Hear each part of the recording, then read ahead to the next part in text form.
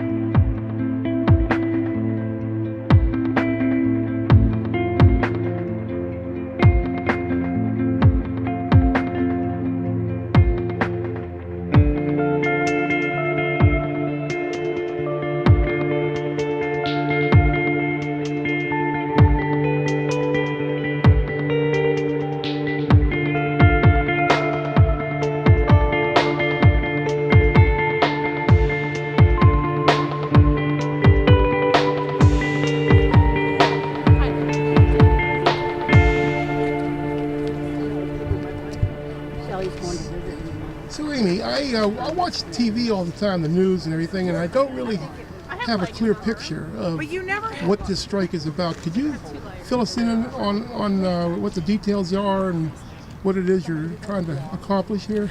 I can try. First and foremost, this bill came introduced very quickly. They brought in two experts from Alabama and South Carolina, experts on charter schools, experts on ESAs, which are educational savings accounts, and they wrote a bill, a legislative group called ALEC. They have their own state report cards. They score us on attendance and graduation rates and standardized testing scores, but two very big things that they score on are charter schools and homeschool regulations. And those are two things that West Virginia does not have. So when you hear people arguing that, well, we need reform here in West Virginia, we're 47th in the nation for education, in reality, that's the ALEC score. And we score a big fat 0 for charter schools and for homeschool regulations because we don't have those things. So the states that do score double.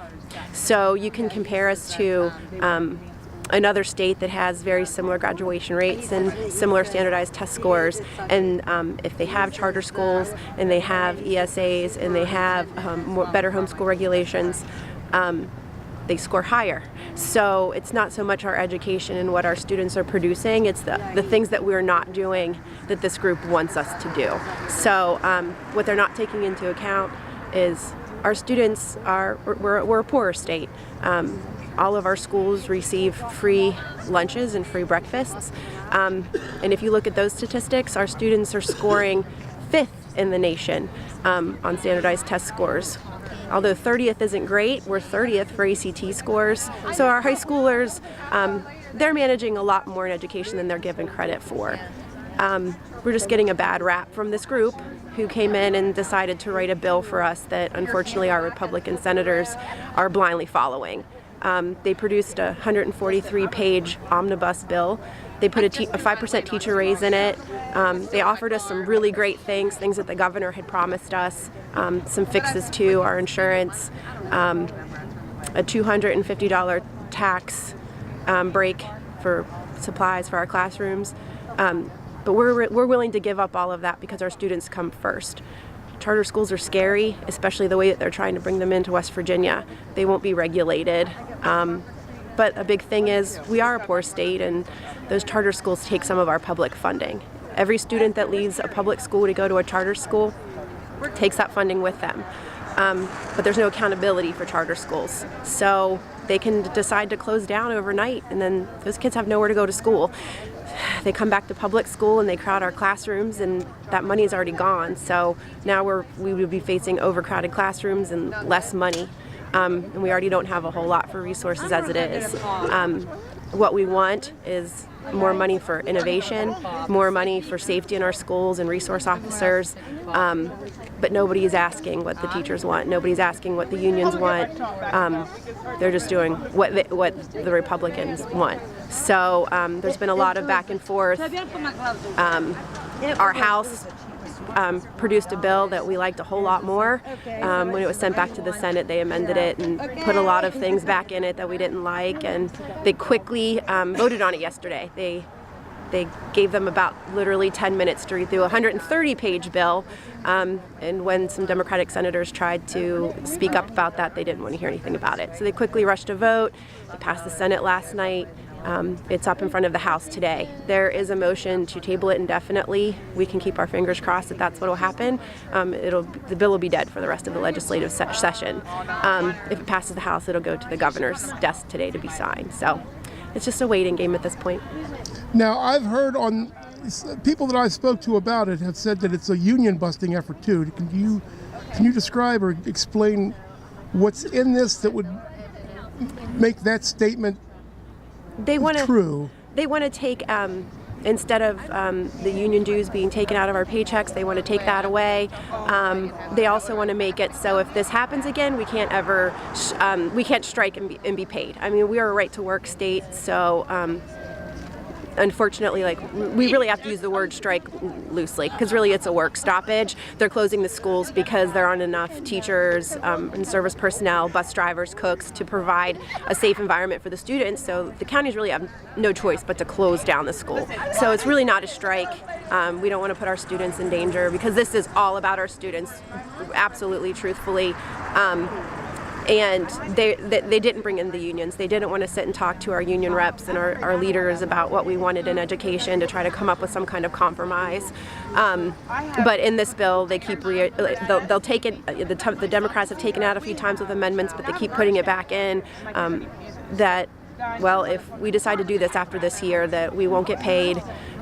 We can lose our jobs. So hopefully that can get fixed as well. Now, I remember, I'm going to do that again because I was coughing.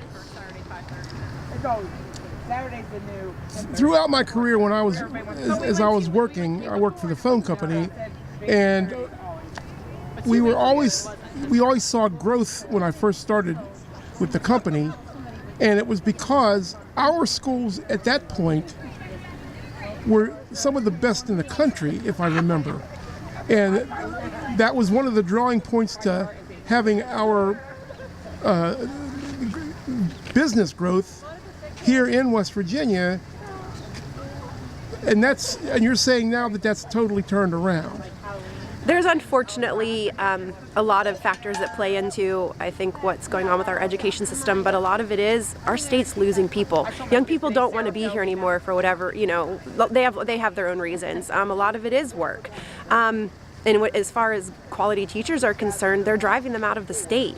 So when our neighboring states are, 10th in pay and even 20th in pay, and we're 48th in pay, it's a whole lot easier to drive over to Ohio or go down to Pennsylvania or go down to Virginia even, or Maryland, and get a teaching position and make thousands more than what we're making here.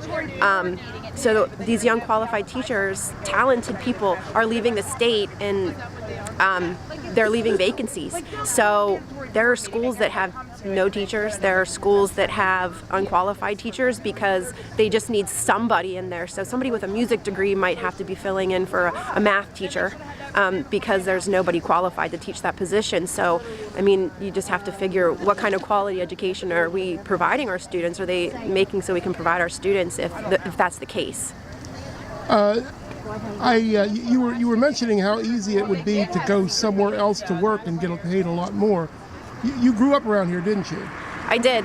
I teach in my old school. So last year I was the kindergarten overage teacher, and my classroom was my third grade classroom when I was back in 1990 when the teachers went on strike then. So I have loyalty to this state. I have absolutely no desire. I have no desire to go anywhere else. if somebody who lives and was born here and has that loyalty to West Virginia, I don't know what some kind of outsider coming in, what kind of loyalty do they have? You're not going to find, you know, a lot of us have, we grew up here. This is our community. Our children now go to school here. So it's important to us that these kids do receive a quality education. It's a pride thing. Now, do you know, I don't know if you know or not, do you know like what percentage of these people that are here standing next to you grew up around here, are from West Virginia? Do you know, like, do you have an estimate? I don't know the percentage, but I would venture to say probably at least 70% of us are from West Virginia. Not only that, but there's probably 3 or 4 of us that teach in this building. We're a bigger school. We're a pre-K through 8th grade, but we lived in Warwood. We were born here. This is our school. So West Virginia is very well known for having something called homegrown teachers.